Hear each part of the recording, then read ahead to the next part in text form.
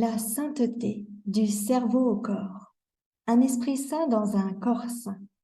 Tendre à avoir un style de vie sain en accord avec les principes bibliques a trois objectifs. Le premier, c'est d'être en bonne santé physique, morale, spirituelle. Le deuxième, c'est de glorifier Dieu à travers notre style de vie, car nous sommes un témoignage. Notre entourage voit notre façon de vivre et lorsque nous faisons attention à notre santé, nous sommes un exemple de ce que Dieu peut faire dans la vie de quelqu'un. Nous glorifions ainsi son nom. Notre style de vie porte du fruit et donne envie aux autres d'avoir une vie aussi épanouie, une vie épanouie en Christ. Et comme le Seigneur désire plus que tout, désire plus que tout de nous avoir avec lui pour l'éternité, le troisième objectif, et j'ai envie de dire l'objectif prioritaire, c'est de nous préparer à son retour. Rappelons-nous la parabole des 10 vierges, toutes se sont endormies. 5 n'avaient plus assez d'huile, 5 en avaient suffisamment. Nous voulons être les vierges sages qui nous préparons suffisamment pour accueillir notre époux. Ce soir, nous aborderons la première partie, un esprit saint, la partie cérébrale. Le 10 avril, nous verrons la deuxième partie, le corps. Je vous invite à être attentifs au message du Seigneur pour notre santé ce soir. Guylaine, la parole est à toi. Merci Violaine. Bonsoir à tous. Je suis heureuse d'être avec vous ce soir. Gloire à Dieu. Alors, je tiens à vous dire que vous avez fait le bon choix d'être parmi nous ce soir. Si vous êtes là, c'est que vous voulez prendre soin de votre santé. Donc, les conseils que je vais vous donner ce soir ne remplacent, ça c'est une précaution, ne remplacent en aucun cas une consultation d'un spécialiste quelconque. Voilà, ce sont des conseils qui vont vous aider quand même dans votre santé. Donc, nous allons démarrer effectivement le programme ce soir avec... alors, je vais déjà faire un partage d'écran déjà. Voilà.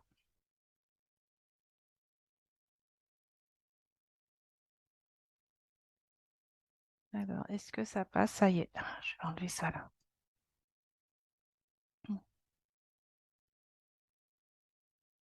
Voilà. Donc, voilà. Donc, nous allons commencer notre programme avec ce thème, la sainteté du cerveau. La sainteté du cerveau au corps, première partie. Donc, du cerveau au corps. Pourquoi j'ai choisi ce titre-là? Donc, en fait, ce que je souhaite faire ressortir, c'est un esprit sain dans un corps sain.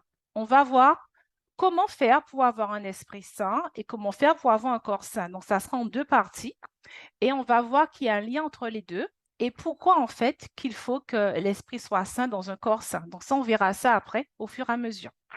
OK. Donc, nous considérons en fait la santé dans une perspective globale du corps, donc physique, de l'âme émotionnelle et de l'esprit spirituel. On se base en fait sur la parole de Dieu dans 1 Thessaloniciens 5, verset 23. Sachant que depuis les temps ancestraux, on a compris que le corps et l'esprit fonctionnent conjointement et que la défaillance de l'un d'eux détruit finalement la santé des deux. Déjà, Aristote, qui est un grand auteur écrivain que vous devez connaître, vous avez déjà dû entendre parler de lui, à son époque, en s'adressant à un groupe de médecins, il disait: ainsi que nous n'essayons pas de soigner les yeux sans la tête, ni la tête sans le corps. Nous ne devons pas non plus traiter le corps sans l'âme. Donc, les deux allaient ensemble, donc l'esprit et le corps. Les deux vont ensemble. Et actuellement, les nombreuses preuves expérimentales de l'interaction entre l'état d'esprit et la santé physique ne donnent lieu à plus aucun doute de l'interrelation corps-esprit. Donc ça, c'est prouvé maintenant, scientifiquement, maintenant on le sait. Parlons un peu du cerveau.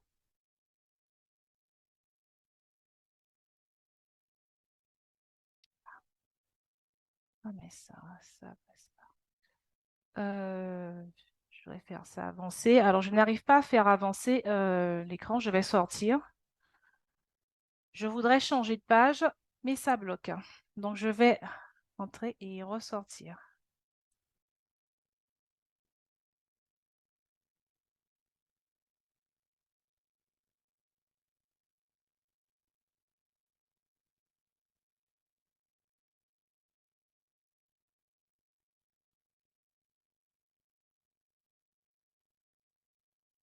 Désolée, les problèmes techniques. Voilà, donc j'ai pu changer. OK, donc on va parler un petit peu du cerveau, on va voir les différentes parties du cerveau. Donc le cerveau est constitué de deux parties appelées hémisphères. Donc on a l'hémisphère droit qui contrôle le côté gauche du corps et l'hémisphère gauche qui contrôle le côté droit. Ils sont reliés entre eux par le corps calleux, permettant ainsi de combiner leur action. La matière grise qu'on appelle le cortex est située à la surface du cerveau et comporte une centaine de milliards de neurones. Ceux-ci sont connectés entre eux afin de faire passer des messages chimiques de neurone en neurone via un faible courant électrique. Et ce message se propage ensuite dans la moelle épinière afin d'être envoyé vers le reste du corps. OK, donc le cerveau contrôle les fonctions vitales. Il y a différentes aires ou on va dire des centres dans le cerveau. Il y a des fonctions spécifiques dans le cerveau. On va parler surtout des fonctions morales. Tout ce qui est raisonnement, le jugement, les décisions, la volonté, ils sont tous localisés dans le lobe frontal. Il y a 4 lobes dans le cerveau. Il y a le lobe frontal, où siègent les fonctions supérieures de l'intelligence, propres à l'être humain. Voilà, on a le lobe pariétal. Il reçoit et traite les sensations tactiles, de même qu'il contrôle des mouvements du corps. On a le lobe temporal. Il reçoit et traite l'information auditive. Il est le siège de la mémoire et des souvenirs. On a aussi le lobe occipital. Il reçoit et traite l'information visuelle. Nous devons au docteur Mervyn Harding, qui est fondateur et directeur émérite de l'école Santé publique de Loma Linda en Californie, le résumé des facteurs qui compromettent les fonctions du lobe frontal. Dans les recommandations pour un style de vie sain, on reconnaît en fait les éléments du New Start. Je vais vous en parler un peu plus loin, quoi. Je pense que c'est plus dans la deuxième partie, mais on en parlera un petit peu dans la première partie, mais ça sera un peu plus développé dans la deuxième partie. Alors, comment prendre soin de son cerveau?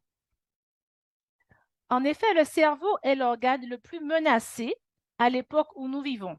À cause de quoi? Les traumatismes, les infections, alimentation déséquilibrée, les toxines, polluants ambiants, drogues, addictifs, stress. Ah oui, le stress, hein, qui menace toujours plus sa capacité à réaliser les fonctions importantes et si complexes qui sont les siennes.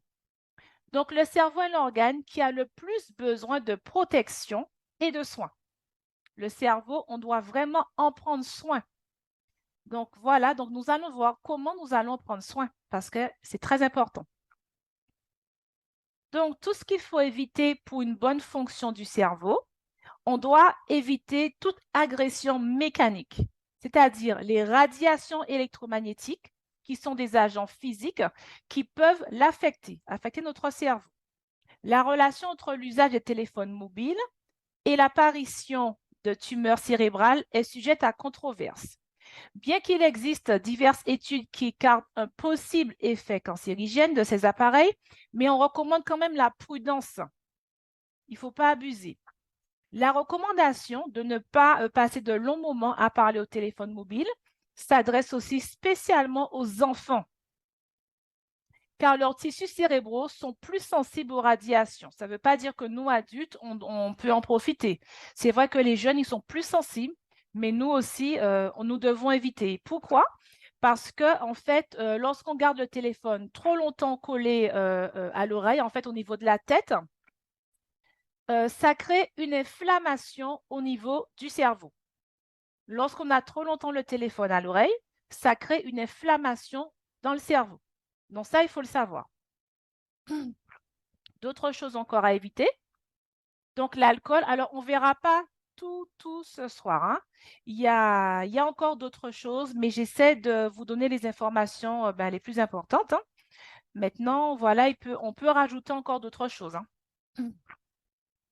Alors, nous devons éviter aussi l'alcool, hein, parce qu'il a été prouvé expérimentalement que la consommation d'alcool cause la mort des neurones, même à dose modérée. Il faut le savoir. Chaque gorgée d'alcool produit des dégâts irréversibles dans le cerveau. La consommation d'alcool constitue de nos jours l'une des principales causes de détérioration neuronale. Le tabac, bien sûr, hein, on doit s'abstenir du tabac parce que ça va produire en fait une vasoconstriction, c'est-à-dire un rétrécissement des artères cérébrales, ce qui va réduire en fait l'irrigation sanguine dans le cerveau et l'apport d'oxygène au niveau des neurones. Donc, le tabac est semblable à un poison qui est lent et qui ronge les neurones. Donc ça, on doit le savoir. Donc, s'il y a des gens qui sont connectés, qui fument, ils doivent savoir que le tabac, en fait, ronge leurs neurones. Ça détruit les neurones. Le café, aussi, c'est une boisson excitante. Donc, nous devons éviter le café, qui est excitant. Bien qu'à faible dose, la caféine semble améliorer l'attention et combattre la sensation de fatigue. Des doses plus fortes provoquent la nervosité et l'anxiété. La caféine produit la libération d'adrénaline dans les terminaisons nerveuses entre les neurones. La stimulation répétée qu'elle provoque surcharge le système nerveux et l'affaiblit face au stress. La caféine rétrécit les artères cérébrales, donc elle va aussi avoir un effet vasoconstricteur aussi, comme le tabac aussi, ce qui diminue l'irrigation sanguine et l'apport d'oxygène, on a bien compris. D'où justement l'amoindrissement du rendement intellectuel, malgré la sensation subjective que nous avons d'une plus grande activité. Elle prédispose à la dépression et aux crises de panique et à d'autres perturbations psychiatriques. Ça, c'est à la longue. Il y a aussi un phénomène important avec les radicaux libres. Ça, on doit le savoir. Donc, les radicaux libres, on les appelle aussi des substances de déchets ou des toxines. Beaucoup sont produites au sein même du corps, spécialement dans le cerveau, provoquant l'oxydation et la détérioration de nombreuses molécules importantes pour les cellules, telles que les protéines, les lipides, qui forment la membrane cellulaire et même l'ADN. Alors, comment sont produits ces radicaux libres? Il y a des circonstances inévitables et des circonstances évitables, c'est-à-dire qu'il y a des choses qu'on peut éviter et d'autres qu'on ne peut pas éviter. Les circonstances inévitables, donc c'est l'activité métabolique des cellules mêmes et particulièrement des neurones. En fait, il y a en fait un travail chimique qui se fait en fait au niveau du cerveau entre les neurones, les cellules du foie. Et donc, c'est cette activité, en fait, qui va produire des radicaux libres. Donc, ça se fait naturellement et ça, on ne peut rien faire contre ça.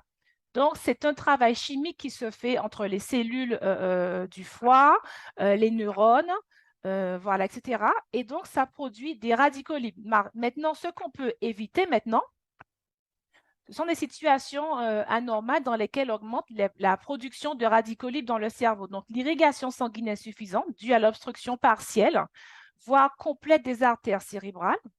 On a l'ingestion de substances toxiques telles que l'alcool, comme je l'ai dit tout à l'heure, le tabac et d'autres drogues. Ingestion des polluants chimiques par l'air, l'eau ou des aliments. Alors, c'est vrai qu'il y a des gens qui ne peuvent pas faire autrement, qui habitent dans des zones assez polluées, l'air est très chargé. Alors, je donnerai des conseils je vous donnerai des plantes à la fin que vous pourrez prendre pour vous aider à avoir une meilleure irrigation sanguine cérébrale. Donc, les infections de n'importe quelle partie du corps, exposition à des radiations ionisantes. Donc, voilà, tout ça, c'est la liste des choses qu'on peut essayer d'éviter. Voilà. On a aussi les effets des radicaux libres. Donc, en général, donc sur le corps entier, qu'est-ce que ça cause, les radicaux libres? Donc, ça cause une détérioration fonctionnelle, vieillissement précoce, mutation cancéreuse. Et bien oui, plus il y a des radicaux libres, et bien, il y aura le cancer. C'est vraiment le point de départ aussi des cancers, des différents cancers. Au niveau du cerveau, je pense que vous avez suivi un peu, on a une détérioration des fonctions intellectuelles et motrices, et les maladies neurodégénératives, Alzheimer, Parkinson, etc. Donc, lorsqu'il y a trop de radicaux libres, les maladies maintenant prennent place. Ne pas oublier aussi les métaux lourds. Eh oui, les métaux lourds, le plomb, mercure, aluminium. Donc, ils agissent comme les radicaux libres et s'accumulent dans l'organisme. Bien sûr, particulièrement dans le cerveau, causant la dégénérescence des neurones et l'altération des fonctions mentales. Donc ça, nous devons faire très attention. Où se trouvent les métaux lourds? On trouve dans différentes choses. Lorsque je parlerai de l'alimentation, j'en parlerai. On sait qu'il y en a dans l'eau aussi, que nous buvons, l'eau du robinet. Voilà, mais on va y revenir après. Alors, autre chose à éviter encore pour le cerveau, le stress. Des recherches sur les êtres humains ont montré que de fortes doses de cortisol peuvent endommager le cerveau, détériorer la mémoire ainsi que d'autres fonctions cognitives. Le cortisol est une hormone produite par la glande surrénale dont le taux augmente dans les situations de stress soutenu. Donc, on doit faire attention au stress. Éviter le stress. Il y a des solutions pour éviter le stress, j'en reparlerai. Alors, autre chose pour prendre soin du cerveau, le sommeil. Aïe, aïe, aïe. C'est un problème aujourd'hui, hein. On mène tous des vies tellement... on est à 200 à l'heure. On va dormir tard, on fait des programmes tard, etc., etc. Et on ne dort pas suffisamment. On dit que le sommeil est l'aliment du cerveau. Pendant le repos et spécialement pendant le sommeil, les neurones se libèrent des radicaux et autres déchets accumulés aux heures d'activité. Donc, il y a en fait un nettoyage qui se fait dans notre cerveau durant le sommeil. Et si on ne dort pas suffisamment, ce nettoyage-là ne peut pas se faire. Il faut que le cerveau élimine ces déchets. OK? Donc, si on se prive régulièrement des heures de sommeil qui sont nécessaires, le rendement cérébral diminue. Donc, il y a des gens qui vont me dire, Guylaine, je perds la mémoire. Je ne me souviens pas de certaines choses. Oui, mais pourquoi? Est-ce que tu dors suffisamment? C'est la première des questions. Posez-vous la question, est-ce que vous dormez suffisamment? Avant de chercher à apprendre quoi que ce soit, plante ou que sais-je encore, est-ce que vous dormez suffisamment? Posons-nous la question. C'est la base aussi, quoi. Mais nous allons voir après que ce qu'on doit prendre au niveau des plantes, l'alimentation aussi, etc. Il y a plein d'autres choses encore. Mais déjà, le sommeil, c'est important. Nous devons dormir suffisamment. 8 heures, je précise. 8 heures de sommeil. Alors, des habitudes saines pour le cerveau. Premièrement, nous allons avoir la protection contre les radicaux libres en prenant des antioxydants. Je vous ai mis cette belle image de fruits rouges parce que les fruits rouges sont riches en antioxydants. Vraiment, ils sont très riches en antioxydants.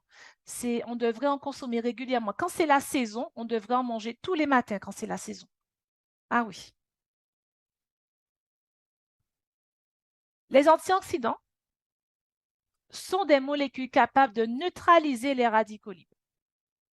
Donc, voilà la solution pour contrer les radicaux libres. Prendre des antioxydants naturels. OK? Voilà, donc c'est l'une des raisons pour lesquelles nous devons prendre chaque jour des antioxydants.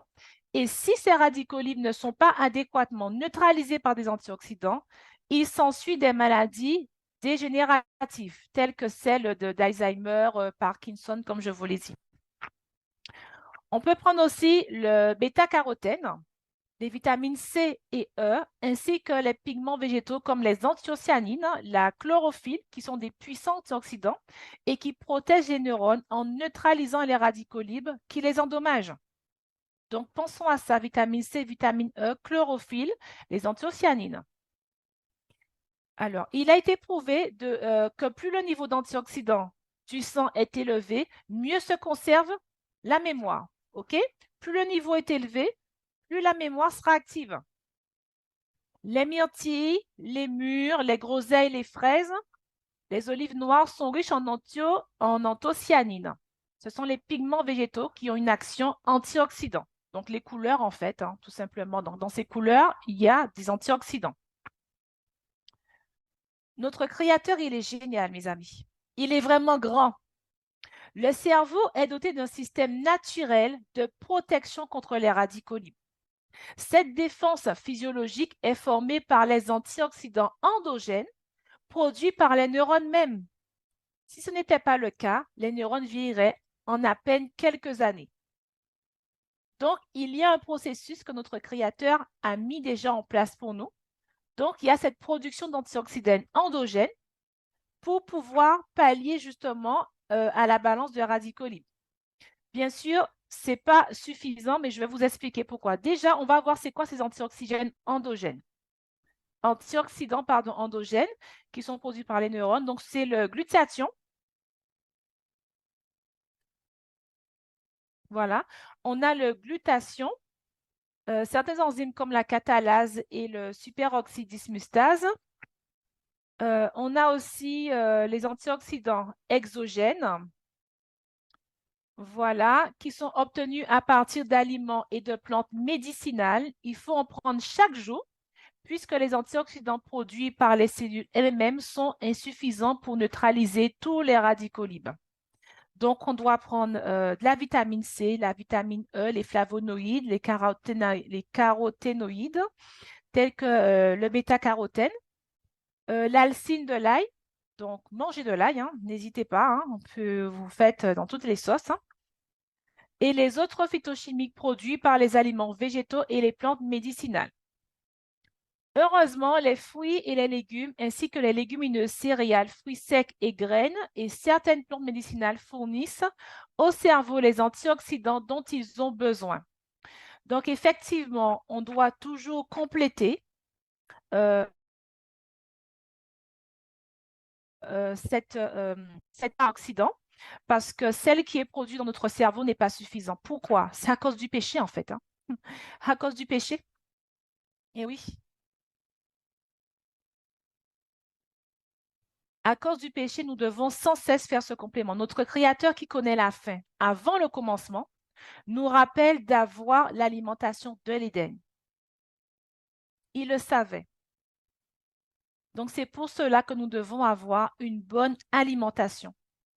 Et si nous mangeons suffisamment d'aliments qui sont riches en antioxydants, ça nous permettra de contrer justement les radicaux libres, tout simplement.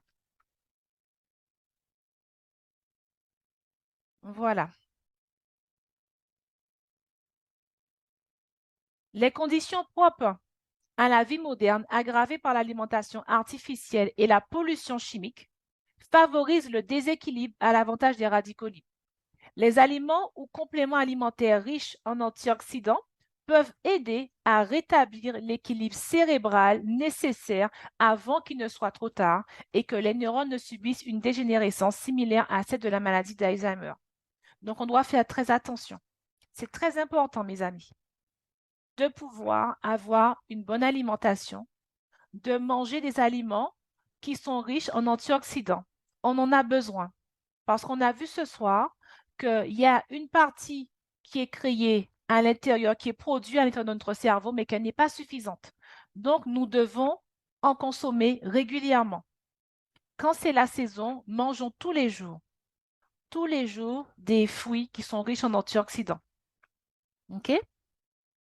Parlons de la vitamine C, qui est le principal antioxydant du cerveau. La vitamine C que les êtres humains ne peuvent obtenir sous forme naturelle qu'à partir des aliments, tandis que certains animaux, eux, peuvent la synthétiser dans leur corps. C'est le principal antioxydant du cerveau, ne l'oublions pas. Il a été prouvé que le tissu nerveux contient la plus forte teneur en vitamine C comparativement aux autres tissus du corps. C'est-à-dire qu'une bonne partie de la vitamine C que nous ingérons chaque jour va au cerveau pour y protéger les neurones contre les radicaux libres. Ça veut dire quoi, mes amis? Nous devons consommer de la vitamine C régulièrement. Je ne dis pas de prendre des compléments de vitamine C, mais au moins dans l'alimentation. On le trouve dans l'alimentation. Je ne dis pas qu'il ne faut pas se compléter avec des compléments alimentaires. Ça, oui. Mais voilà, dans l'alimentation déjà, on trouve des sources de vitamine C. On doit consommer aussi de bonnes graisses. Voilà, le cerveau a besoin de graisses saines car il en contient plus que tout autre organe. Donc, ces bonnes graisses, on le trouve dans quoi? Dans l'huile d'olive vierge, dans les noix, source d'oméga 3, phosphore, de lécithine, de vitamine B, B6, d'oligo-éléments, qui est très bon pour le fonctionnement des neurones et en parallèle aussi fortifie la mémoire. Ne pas oublier, c'est très important, les noix. Hein.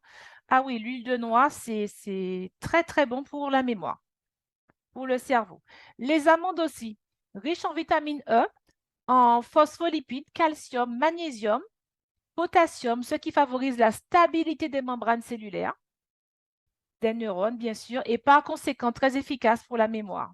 On a aussi les graines de lin qui sont riches en acide alpha-linoléique, nécessaires au développement cérébral, spécialement chez les enfants aussi. Donc, les mamans, pensez à donner à vos enfants une cuillère de graines de lin que vous aurez moulu avant. Mettez-le dans les fruits pour eux, dans un jus, dans un smoothie. Ça va vraiment leur faire du bien.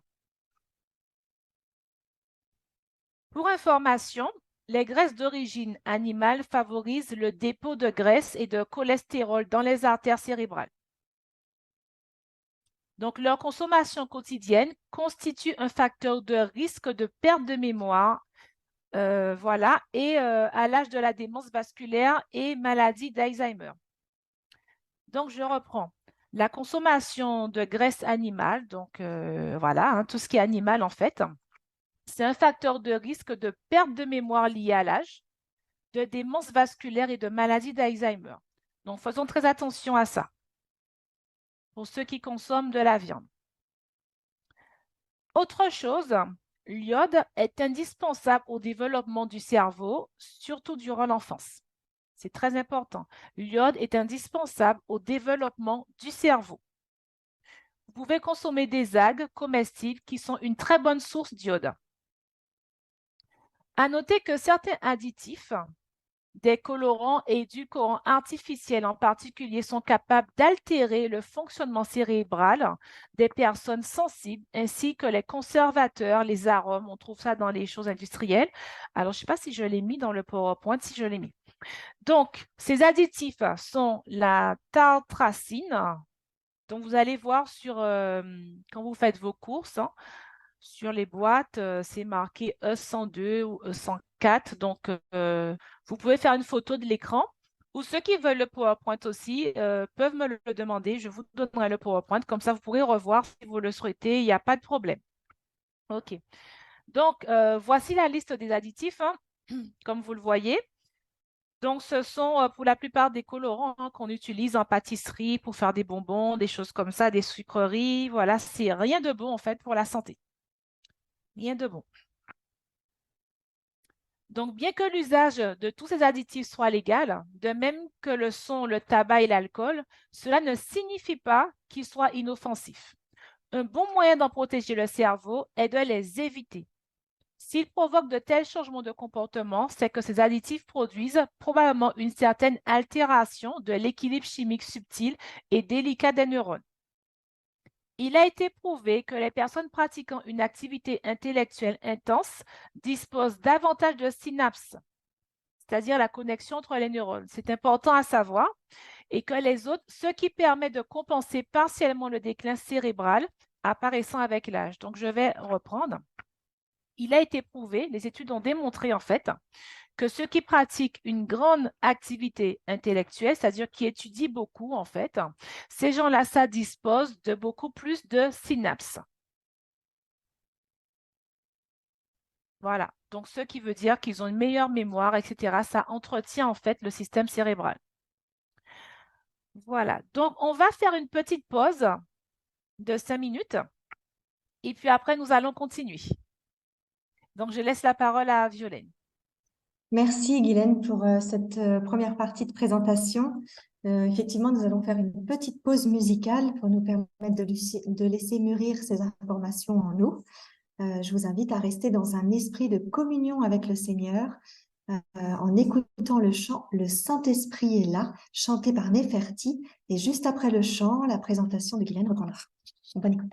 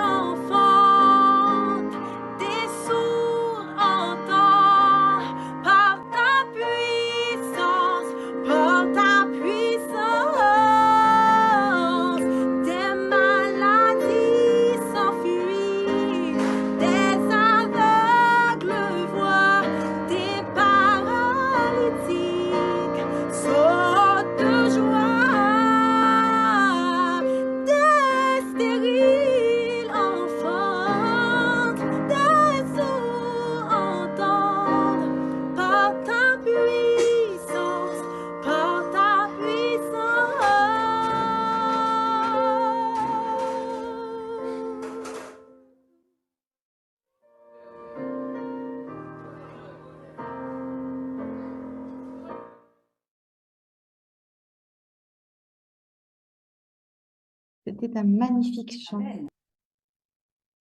Guylaine, tu peux reprendre. Merci. Alors, c'est vrai que c'est un très beau chant. Oui, le Saint-Esprit est là qui nous conduise en ce moment. Nous avons besoin de lui. Je vais reprendre le partage d'écran.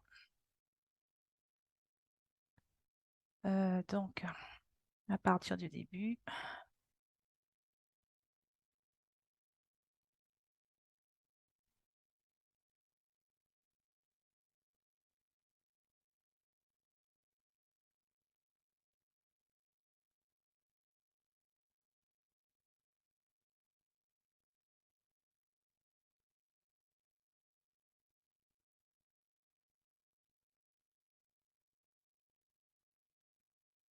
OK, c'est là que nous étions.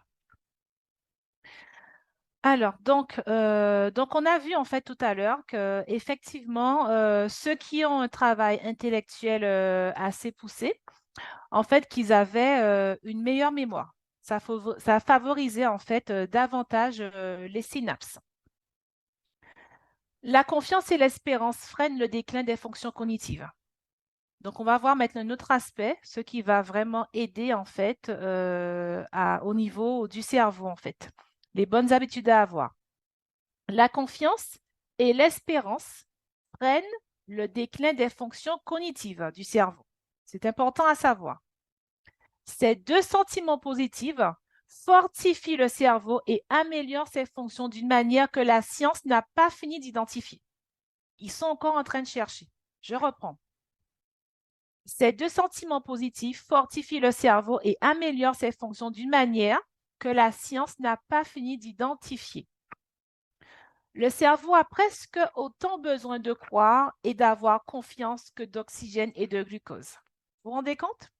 Le cerveau a presque autant besoin de croire et d'avoir confiance que d'oxygène et de glucose. Pourquoi?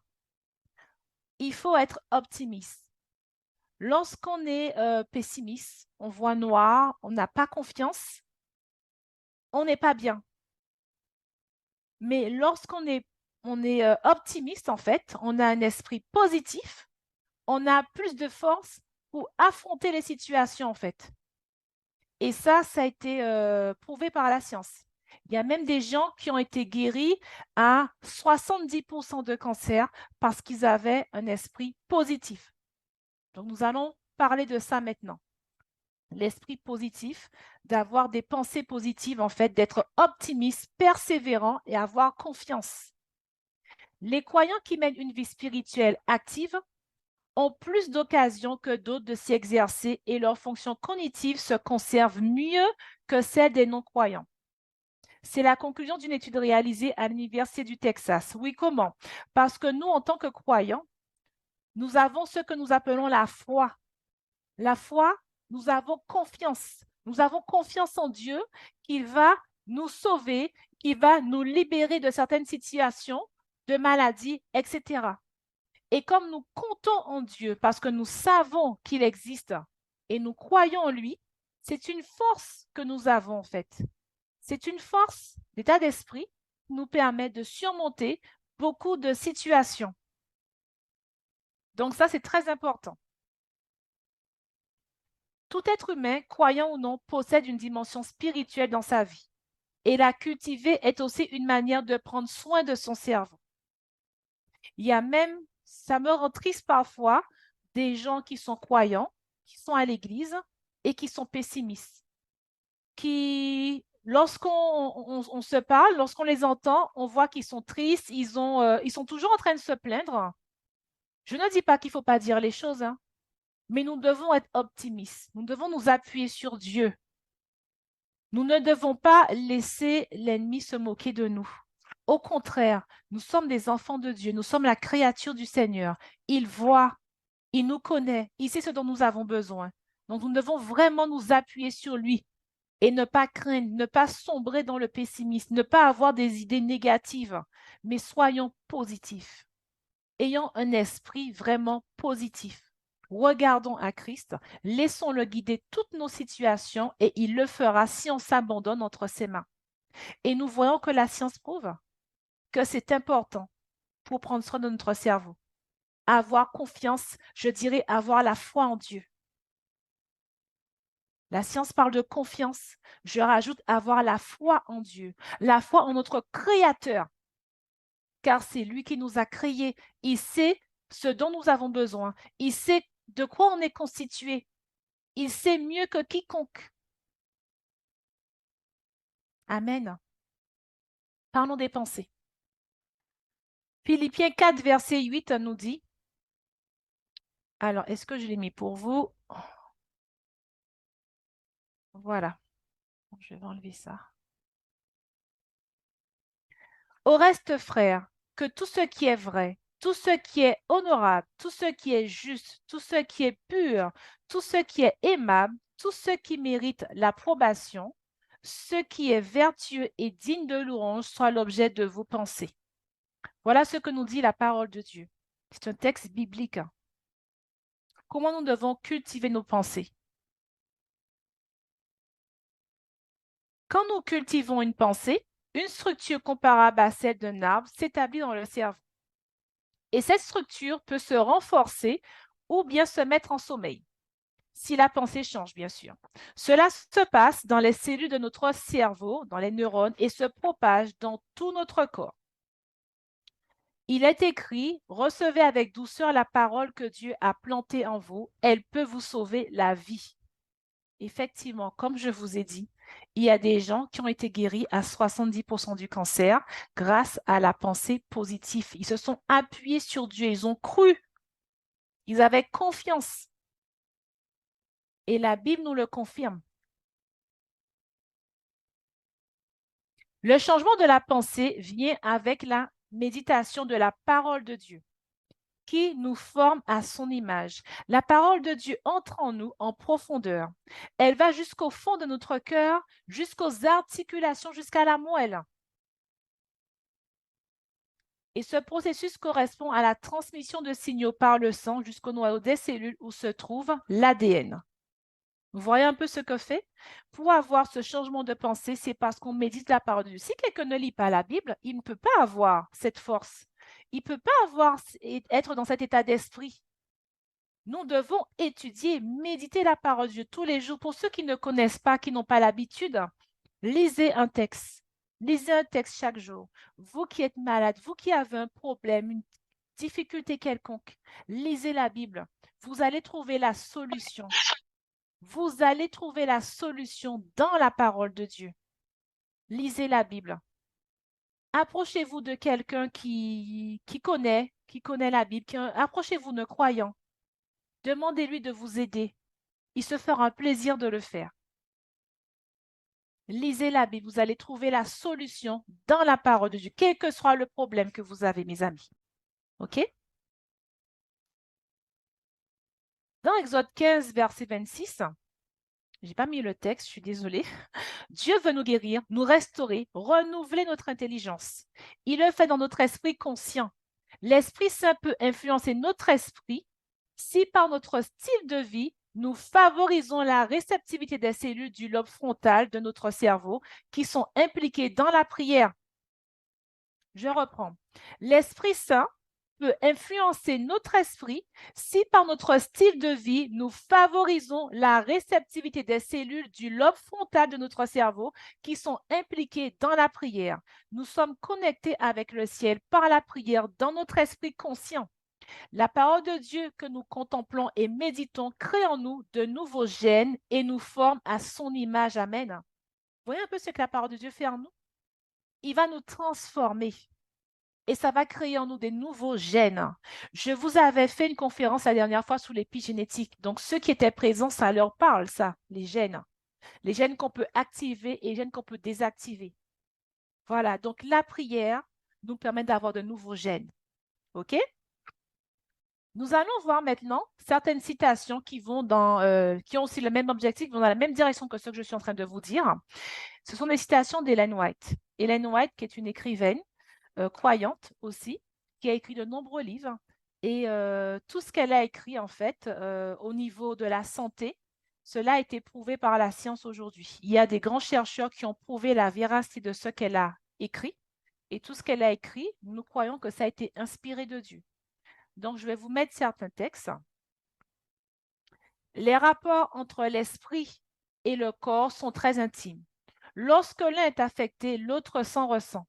L'état d'esprit influe sur la santé beaucoup plus qu'on ne le croit généralement.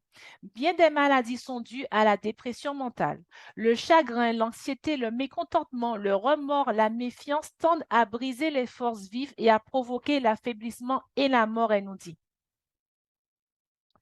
Un autre texte, les surmenés intellectuels devraient chasser de leur esprit toute pensée fatigante, mais sans en arriver à s'interdire toute activité mentale.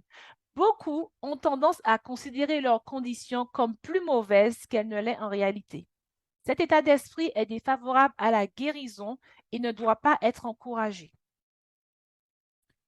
Un autre texte, le courage, l'espérance, la foi, la sympathie, l'affection favorisent la santé et prolongent la vie. Quand je vous ai dit que ça crée des nouveaux gènes, c'est pas pour rien. C'est très intéressant. Je reprends. Le courage, l'espérance, la foi, la sympathie, l'affection favorisent la santé et prolongent la vie.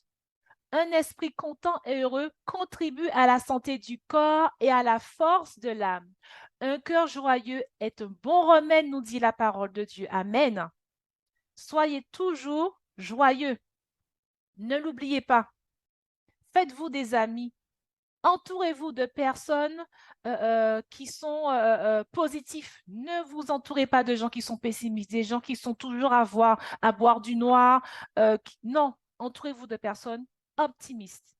Et si vous avez des amis qui sont pessimistes, encouragez-les à avoir l'esprit positif.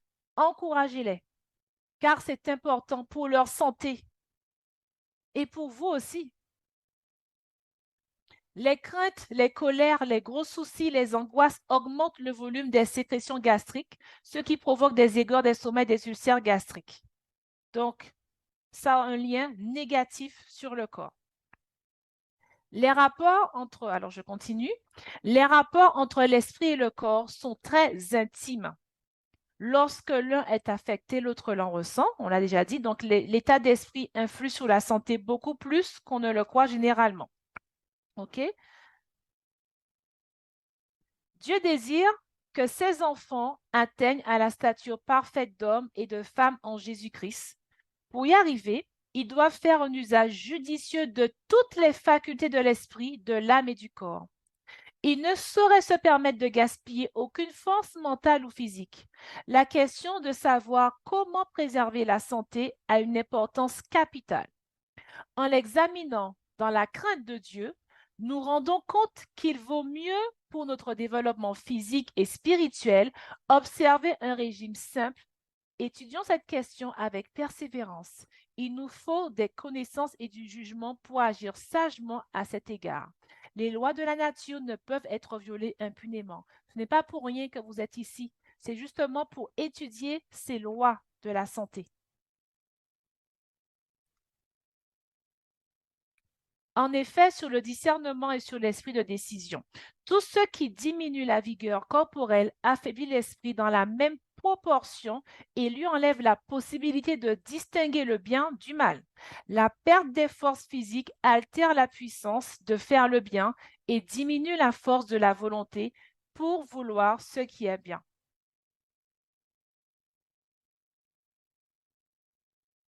Étant donné qu'il y a un lien entre l'esprit et le corps, nous allons voir dans la deuxième partie comment prendre soin du corps et avoir un esprit sain. Donc, un esprit sain dans un corps sain. Donc, je vous invite vraiment à ne pas rater la seconde partie parce qu'effectivement, nous allons voir des détails pour le corps sain. Nous allons maintenant arriver à ce que beaucoup attendent, les plantes. Alors, je vais vous donner 3 plantes aujourd'hui.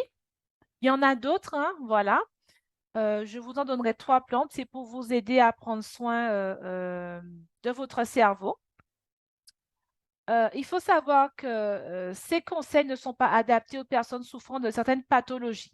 Donc, ce sont des conseils pour des personnes qui ne sont pas sous médicaments. Donc, attention. Donc, c'est vrai, je donne des plantes, mais faites attention, ce n'est pas tout le monde qui peut les prendre. Donc, ce sont vraiment pour des gens qui n'ont pas de problème. Ceux qui sont sous médicaments, vaut mieux me contacter avant de prendre quoi que ce soit. Donc ça peut servir pour la prévention. Ce que je fais ce soir, c'est de la prévention. Maintenant, si vous avez un problème, une pathologie, avant de prendre les plantes que je conseille, vaut mieux appeler avant, vaut mieux se renseigner avant. OK. Donc, voyons maintenant les 3 plantes pour prendre soin de notre cerveau. Donc, comme je vous ai dit, il y en a d'autres. Donc, nous avons le ginkgo biloba, mûrier, manki. Donc, je vais maintenant détailler tout ça. Donc, l'arbre nommée ginkgo, donc la feuille verte, en fait, c'est la feuille de ginkgo biloba que vous voyez sur l'écran à gauche. On dit que c'est une plante qui est un ami de la circulation sanguine et du cerveau. Donc, en fait, le ginkgo biloba est renommé pour faciliter le transport d'oxygène et du glucose vers les neurones, ce qui en fait le protecteur idéal des neurones qui ont besoin d'un apport constant d'oxygène et de glucose pour réaliser leur gigantesque travail chimique, bien entendu électrique. C'est un très bon préventif. Une étude réalisée par l'université de Kunji en Corée a prouvé que les feuilles de mûrier protègent les neurones contre l'ischémie, c'est-à-dire le manque d'irrigation sanguine. OK? Donc, les feuilles de mûrier protègent les neurones contre l'ischémie du cerveau. Donc, on peut faire des tisanes avec des décoctions. Alors, pour ceux qui sont aux Antilles, ils ont de la chance parce qu'il y a beaucoup de manguiers. Donc, dans les feuilles de manguier, justement, donc, de ces feuilles s'extrait la manguiférine. On trouve de la manguiférine dans les feuilles de manguier. C'est un flavonoïde polyphénolique au puissant effet antioxydant et neuroprotecteur. Donc, pour vous qui sont aux Antilles, vous qui êtes aux Antilles, n'hésitez pas avec les feuilles de manguier. Voilà. Donc, on va terminer par une petite recette bonne pour le cerveau. Donc, c'est une recette à base de… Donc, je vais vous l'afficher. Je vous ai mis une recette. Alors, il y en a d'autres. J'ai mis juste un exemple. Après, par rapport aux éléments que je vous donne, vous allez composer chez vous d'autres recettes, bien entendu, quoi. Donc, c'est à base de légumes verts parce que les légumes verts sont riches en lutéine. Je voudrais apporter une précision, c'est qu'il faut cuire les légumes, en fait. Les légumes verts, il faut les cuire car la chaleur décompose les parois cellulaires de la plante et libère une plus grande quantité de lutéine qui sont riches en antioxydants. Donc, il faut les cuire un peu à la vapeur pour que justement, ça puisse libérer justement une bonne quantité de lutéine. Voilà. Donc, voici la recette. Purée de potimarron accompagnée de choux frisés et épinards au lait de coco. Donc, d'abord, on fait la purée, en fait. On va faire cuire les potimarrons à la vapeur. Alors, pour vos Antilles, vous pouvez prendre du giromon. Voilà. Vous pouvez faire une giromonade. Voilà. Pour nous, en France, on va prendre du potimarron. Donc, après, vous adaptez en fonction de l'endroit où vous êtes. On peut faire aussi avec de la patate douce aussi.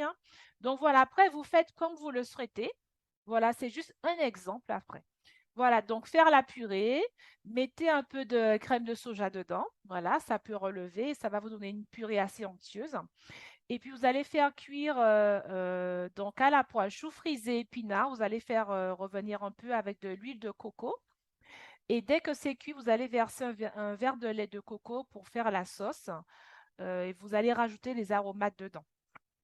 Donc, bien sûr, vous mettez de l'ail, de l'oignon, voilà, des herbes, ce que vous avez. Alors, pourquoi je parle de l'huile de coco? Je le conseille. Pourquoi je le conseille? Parce que l'huile de coco a des vertus. Je ne vais pas vous donner toutes les vertus ce soir, mais comme on parle du cerveau, donc il faut savoir que l'huile de coco a des vertus en fait pour le cerveau. Il y en a d'autres. La première des choses, c'est qu'on va me dire que c'est une graisse saturée. Donc, attention, il n'y a pas de cholestérol dans l'huile de coco, car la graisse de l'huile de coco est sous forme de triglycérides, OK? Et certains chercheurs ont démontré qu'on peut diminuer le cholestérol dans l'organisme avec l'huile de coco. On peut le diminuer. Et l'huile de coco vierge a un effet anti-caillot. Un régime alimentaire riche en huile de coco vierge va empêcher une coagulation et agir sur la concentration des lipoprotéines, donc une diminution du risque de thrombose. Je demande à ceux qui ne parlent pas de fermer leur micro, s'il vous plaît, il y a du bruit. Alors, l'huile de coco est un remarquable fournisseur de corps cétonique, car les acides gras saturés qui la composent sont rapidement et très facilement transformés en cétone. Et ces corps cétoniques sont une excellente source d'énergie pour quasiment tous les organes du corps, hein, donc le foie, le cœur, les muscles et surtout le cerveau. Les corps cétoniques produits par le foie peuvent traverser la barrière hémato-encéphalique, c'est-à-dire au niveau du cerveau, grâce à des transporteurs spécifiques et puis entrent dans les neurones par diffusion avec l'aide de ces mêmes transporteurs. Donc, les cétones agissent contre les maladies neurologiques. Donc, c'est important à savoir, consommer de l'huile de coco, il n'y a pas de problème. Ça va vraiment agir contre les maladies neurologiques. Voilà, donc j'espère que tous ces conseils vont vous servir pour prendre soin de votre cerveau. Première partie, pour un esprit sain dans un corps sain. Ces conseils vous serviront pour éviter les maladies mentales et toute autre maladie. Je vous laisse avec ce verset. Au reste, frères, que tout ce qui est vrai, tout ce qui est honorable, tout ce qui est juste, tout ce qui est pur, tout ce qui est aimable, tout ce qui mérite l'approbation, ce qui est vertueux et digne de louange, soit l'objet de vos pensées. Amen. En tout cas, que Dieu vous bénisse. Amen. Je vous poser une Voilà. question. Amen. Il y aura un temps de questions. Je laisse la parole à Violaine. OK. Nous venons d'avoir un moment d'enseignement important et je suis sûre que nous allons être nombreux à tester les nouvelles recettes que nous venons de voir, de découvrir. Avant la suite de notre programme, avec notamment un temps d'échange où vous allez pouvoir poser vos questions à Guylaine, nous allons écouter un chant. Il s'agit du chant Prions, Pray On, interprété par Pascal. Restons dans une disposition d'écoute parce que le Seigneur n'a peut-être et sûrement pas fini de nous parler ce soir.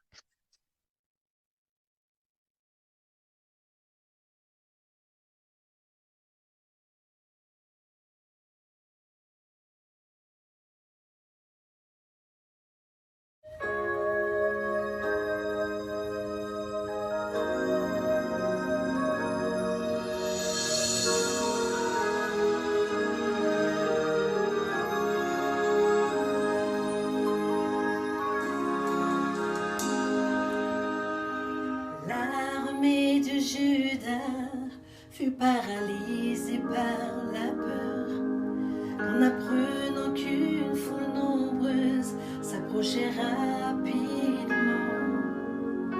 Alors qu'ils priaient pour la délivrance, la victoire s'obtenait.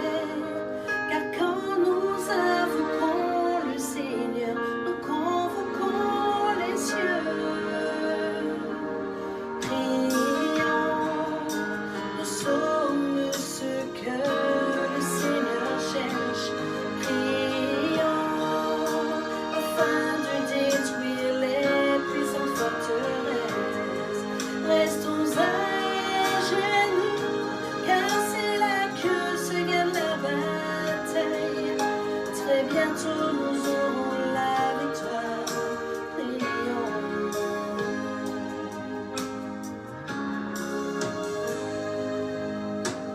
Daniel fut face au lion pour avoir adoré le Seigneur.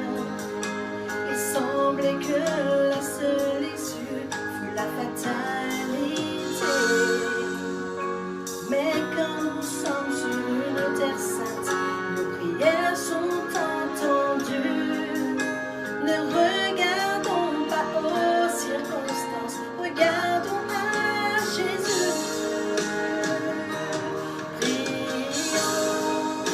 Nous sommes ceux que le Seigneur cherche.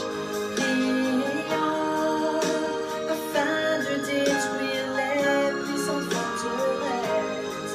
Restons à genoux, car c'est là que se gagne la bataille. Très bientôt nous aurons la victoire. Prions. Quand nos questions restent sans réponse, que nos prières semblent vaines, elles ne semblent faire aucune différence, ni aucun changement. Sachons que Dieu connaît nos besoins, qu'il entend quand nous prions. Nos prières atteignent le ciel et les réponses sont en chemin. Prions, nous sommes ce que